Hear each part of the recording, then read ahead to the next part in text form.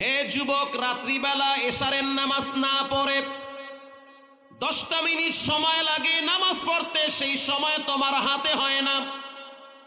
সন্তানের মুখে হাসি ফুটাবার জন্য টাইম মতো সকালবেলা ঠিকই তো অফিসে যাওয়া লাগে। স্ত্রীর মুখে হাসি ফুটাবার জন্য টাইম টু টাইম কর্মব্যস্ততায় লিপ্ত হওয়া লাগে। অথচ রব্বুল আলামিন প্রতিদিন 5 বার তোমাকে আমাকে কল্যাণের দিকে ডাকে, রহমতের দিকে ডাকে, নাজাতের দিকে ডাকে।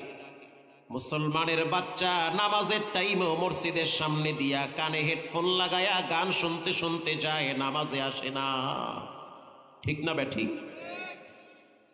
রব্বুল আলামিন তোমাকে আমাকে কত ভালোবাসেন। রাত্রিবেলা দরজা জানলা লাগাইয়া মোবাইলের দিকে তাকাইয়া কি দেখতেছেন? পৃথিবীর কেউ না দেখলেও আপনি